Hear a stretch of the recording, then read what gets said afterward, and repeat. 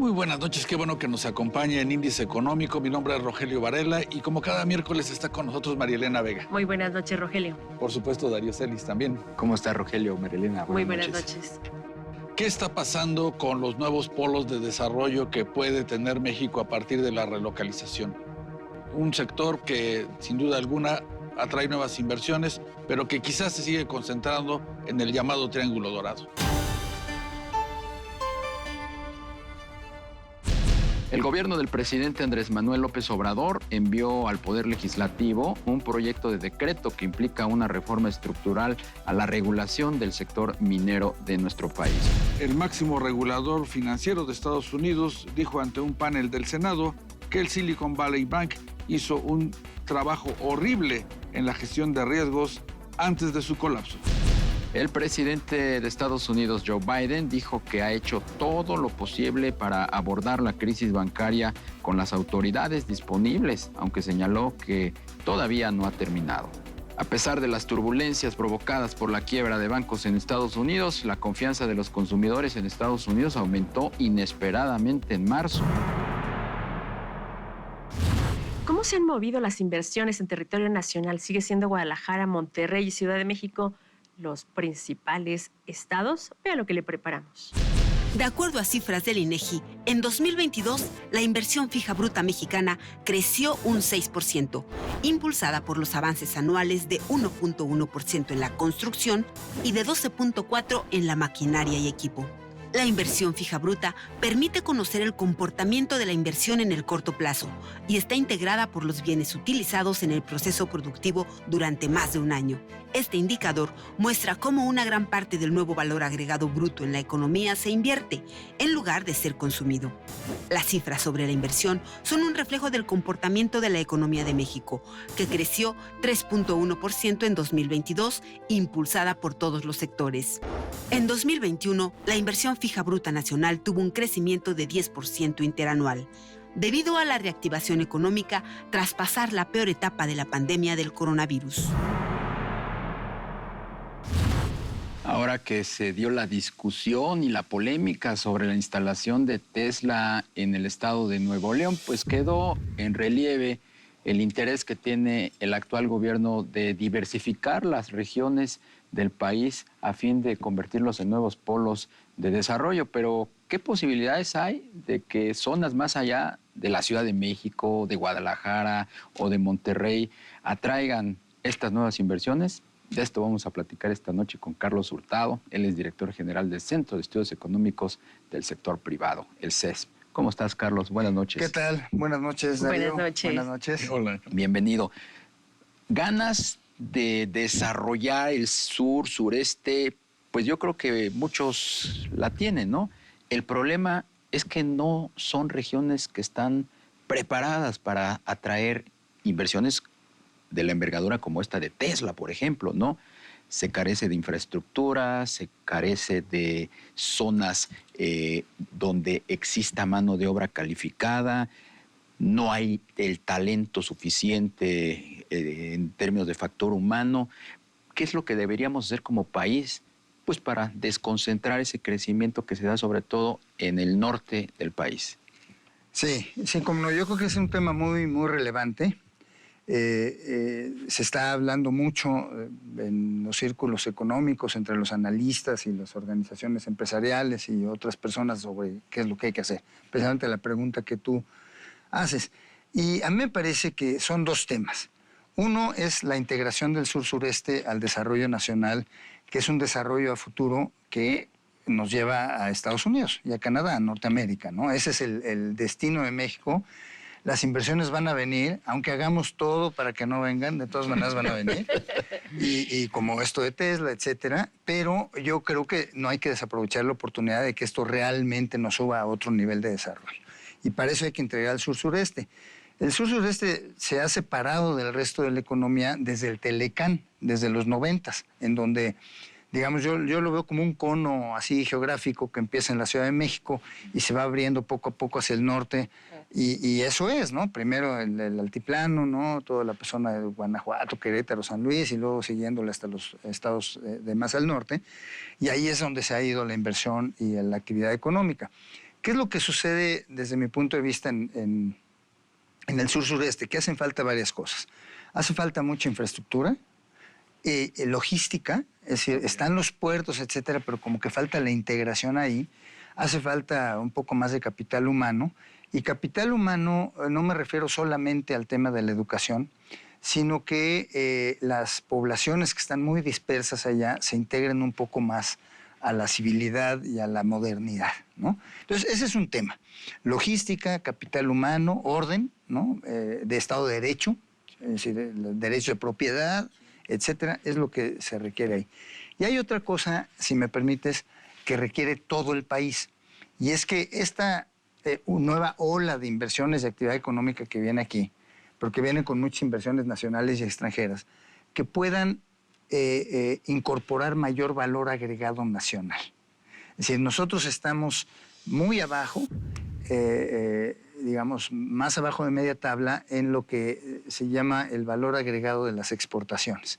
En otras palabras, tenemos muchas inversiones, muchas exportaciones, pero es mucho ensamblaje y poca generación de cadenas nacionales que sean proveedores ahí, de manera que el valor agregado de la inversión sea mayor, valor agregado mexicano. Y eso es un desarrollo de mayor calidad que el que se ha venido haciendo. Me parece que para eso también se requieren pues, las mismas cosas, que haya más infraestructura, mejor infraestructura, más logística y mayor capital humano, mayor Estado de Derecho, etcétera.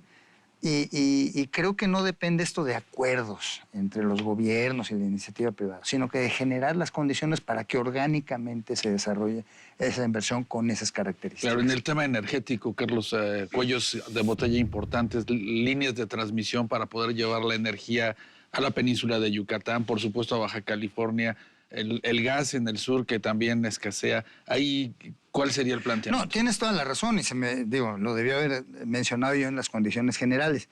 Pero realmente lo que sí se necesita es seguridad en la disponibilidad de energía, ¿no? Tanto Sí. de gas como de electricidad y de hidrocarburos, en su caso, ¿no? Que es más fácil, digamos, esa. Pero en el tema de electricidad yo creo que nos hemos echado un poco para atrás porque con estas reformas de esta administración, pues lo que se ha hecho es que la CFE vuelva o pretenda tener un protagonismo en la generación de electricidad, cuando la ley del 2013 le daba una responsabilidad de transmisión y distribución de la energía eléctrica. Y había un plan, digamos, ¿no? Que ahora no recuerdo el nombre, un plan que se hacía de largo plazo cada año, y en el último, donde se dan esos detalles, pues había una inversión multianual que debía hacer la CFE, ¿verdad? En transmisión y distribución, y si uno ve lo que se ha hecho con respecto a ese plan, pues se queda muy corto. Y eso es muy preocupante porque se puede tener generación, pero hay que llevarla hasta donde se va a usar, ¿no? Y con inversión estatal, no con inversiones de los privados. Es con inversión estatal, porque si no al rato se le debe favores a los privados y se hace un problema. Carlos, entonces sigue siendo Guadalajara, Monterrey, Ciudad de México el triángulo donde se invierten o las inversiones fluyen, o hay algunos otros estados del norte que ya están fluyendo y prácticamente entonces sur se ha mantenido detenido, como lo comentaste hace un rato. Sí, yo digo que el sur-sureste, o sea, si uno ve de Michoacán hacia abajo, más o menos, a lo mejor no lo estoy caracterizando correctamente, pero hay por ahí una línea, ¿no? ¿Qué porcentaje de la inversión sigue estando en el norte? No tengo el dato, pero la mayor inversión extranjera que se ha hecho para producir y exportar se ha dado, pero no solamente en México, Guadalajara y Monterrey, sino esto empieza desde Querétaro. Yo les sugiero a que la próxima vez a todo el mundo, ¿no? que vayan a San Miguel de Allende o a Querétaro, tomen esa carretera en las 9 o 10 de la mañana. Es impresionante, va uno en un carro y hay 80 camiones adelante, 80 atrás y 80 a los lados, ¿no? Y eso es digamos, es la carretera que para mí es un símbolo, ¿no? de esto. Y está también en Querétaro, en San Luis, en Guanajuato, y luego ahí se va a los estados de más arriba, ¿no? A Coahuila, Nuevo León, ¿no? Claro. Nuevo León ha sido un emporio para esto, ¿no? Oye, Carlos, ahorita que se dio el tema de Tesla, como 12 gobernadores alzaron la mano. Claro. Por ejemplo, el de Michoacán está muy echado para adelante en atraer inversiones. No se diga, pues Hidalgo, que compitió, quiso arrebatarle a Nuevo León la factoría de Tesla. Se mencionó mucho Yucatán por la cercanía que existe con Estados Unidos. ¿Realmente tú ves que en los estados del sur, sureste, sí haya potencial para desarrollar nuevas industrias? Desde luego que sí. Mira, señalaste, déjame decirle después algo de Michoacán, pero señalaste Yucatán, la península de Yucatán. Es el destino que tiene con la relocalización que hemos vivido, las tensiones geopolíticas, la desglobalización, como dicen, el destino ahí naturalmente es la provisión o la actividad económica con la costa este de Estados Unidos. Está bastante cerca, digamos, Miami, ¿no? Florida. Y de ahí para arriba, todo lo ¿no? demás, ¿no? Está, digamos, hasta Nueva Jersey, está cerca, digamos, marítimamente, ¿no? La cosa es hay que tener la logística y la infraestructura. Yo creo que es un destino natural. Y a mí me parece que la Secretaría de Economía, el gobierno mexicano, debería estar primordialmente ocupándonos de eso.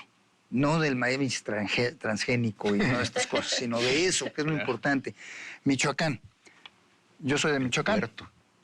Y en el lugar de donde yo soy, la CENTE cierran las vías del tren cada tercer día y se quedan un mes. Bueno, creo que no es muy buena señal para atraer una inversión moderna que se quiere integrar a otro mercado, digamos, ¿no?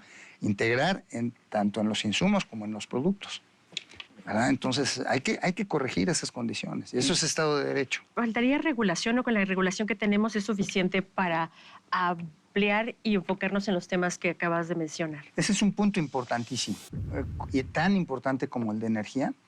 Y es que, mira, lo que tenemos ahorita es, y eso es muy recurrente, digamos, en este gobierno y en otros y en varios países. Se necesita, desde mi punto de vista, una especie de policía de la regulación, ¿no? Es decir, es muy anárquica la regulación y en una federación como es México, en donde hay 3 niveles de gobierno, pues tiene que haber una especie de, pues, no sé, de policía, de alguien que ponga orden en cuáles son las regulaciones, ¿no? Entonces, los municipios, muchos de ellos que tienen astringencia fuerte de recursos, muchas veces endurecen las regulaciones. Se dice que por corrupción, yo creo que hay muchos casos de eso, pero también porque necesitan recursos que no tienen. Entonces, elevan el número de inspecciones, ahí van al supermercado, la inspección a cada rato, a las gasolineras, todo eso, porque se cobran esas cosas. Eso hay que poner un orden a nivel federal, es una responsabilidad de la Comisión Nacional de Mejora Regulatoria, que pues no, realmente ha desatendido mucho este tema y se ha enfocado mucho en facilitar las regulaciones que se pasan en energía, dado que no se cumplen las leyes que ha querido este gobierno, bueno, o no pasan, entonces para sustituirlas mediante regulación. En eso se ha concentrado, en vez de poner un orden, digamos, a nivel federal en las regulaciones. Es importantísimo eso. Pues Carlos Hurtado, director general del Centro de Estudios Económicos del Sector Privado, es un privilegio verdadero platicar contigo. Por favor. Muchísimas gracias por habernos acompañado. No, Gracias, muchas gracias a Ricardo. ustedes, es un Muchas privilegio. Gracias. Y que Carlos. tengan buenas noches. Gracias. Hasta luego. Con este tema del nearshoring, Marilena Darío, pues existe el riesgo de que pues la brecha entre un norte desarrollado, dinámico y un sur que pues se rezaga, pues crezca, ¿no? Es una, digamos que, posibilidad que deberán de cuidar autoridades. Yo creo que más que nunca en este gobierno del presidente López Obrador, el tema del sur, sureste y su crecimiento es impostergable. Así es, ojalá que todavía en este tiempo que falta de este gobierno ponga estas estructuras, Sí, las bases, claro. las bases para que verdaderamente se detone, que hay potencial, ya nos decía Carlos, sí y mucho, ¿no? Sí, y sobre todo pues para, digamos, generar, digamos que un desarrollo más equilibrado en todo Así el es. país. Darío, buenas noches. Buenas noches, Marilena. Rogelio. Muy buenas noches, Rogelio Darío. Gracias. Y gracias a usted por acompañarnos. Esto fue Índice Económico. Lo invitamos a que nos acompañe el próximo miércoles, por supuesto, por ADN 40.